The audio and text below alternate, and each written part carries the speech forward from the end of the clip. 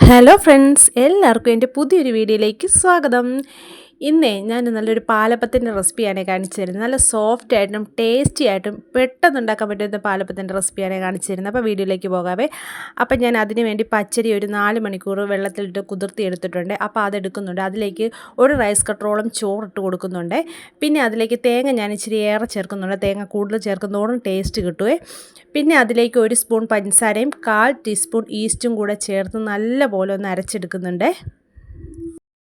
ഈ ഒരു മെത്തേഡിൽ കൂടെ പാലപ്പം ഉണ്ടാക്കുമ്പോൾ നമ്മൾ കപ്പി കാച്ചേണ്ട ആവശ്യമൊന്നുമില്ല. ഇത് വളരെ ഈസി ആയിട്ട് നമുക്ക് ഉണ്ടാക്കുകയും ചെയ്യാവേ. ഇപ്പം അരിപ്പൊടി വെച്ചിട്ടാണ് ഉണ്ടാക്കുക. ഞാനിപ്പോൾ പച്ചരി എടുത്തിരിക്കുന്നതുകൊണ്ടാണ് അത് വെള്ളത്തിലിട്ട്. അപ്പോൾ അരിപ്പൊടി വെച്ചിട്ടാണ് ഉണ്ടാക്കുന്നതെങ്കിൽ ഉണ്ടാക്കുന്നതിന് ഒരു 2 മണിക്കൂർ മുമ്പ് മാവെല്ലാം കൂടെ കുഴച്ച് വെച്ചാൽ മതി. ഇപ്പം ഞാൻ പച്ചരി ആയതുകൊണ്ടാണ് തലേ ദിവസം തന്നെ ഇത് സെറ്റ് ചെയ്ത് വെക്കുന്നത്. ഒരു 4 മണിക്കൂർ 2 മണിക്കൂർ പച്ചരി വെള്ളത്തിടേണ്ട ആവശ്യമുള്ളൂ. ഞാനിപ്പോൾ ഒരു 4 മണിക്കൂർ. അപ്പോൾ ഒരുപാട് വെള്ളം ഒഴിച്ച് കൊടുക്കേണ്ട ആവശ്യം, അതൊന്ന് മുങ്ങിക്കിടക്കുന്ന രീതിയിൽ, മുങ്ങിക്കിടന്ന് അതിൻ്റെ മേലെ വെള്ളം വരരുത്.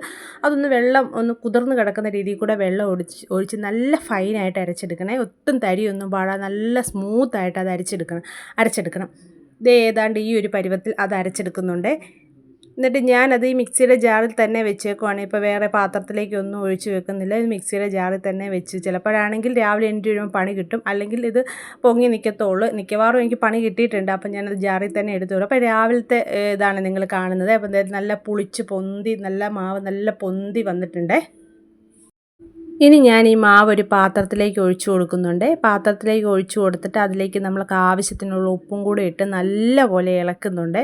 നല്ലപോലെ ഇളക്കി നല്ലപോലെ മിക്സ് ചെയ്തിട്ട് നമ്മൾ കല്ല് ചൂടാകുമ്പോഴത്തേക്കും, അതായത് കല്ലെന്ന് പറഞ്ഞാൽ അപ്പച്ചട്ടി വെച്ച് ചൂടാകുമ്പോഴത്തേക്ക് അതിലേക്ക് ഒഴിച്ചു കൊടുത്ത് ചുട്ടെടുക്കാവേ. നല്ല സോഫ്റ്റ് ആയിട്ടുള്ള പാലപ്പമാണ്, നല്ല ടേസ്റ്റുമാണ്. കാരണം മധുരം ആഡ് ചെയ്തു, പിന്നെ ഈസ്റ്റ് ഉള്ളതുകൊണ്ടൊരു ചെറിയ പുളിയും ആ മധുരവും എല്ലാം കൂടെ ചേർത്തിട്ട് നല്ല ടേസ്റ്റിയാണ്.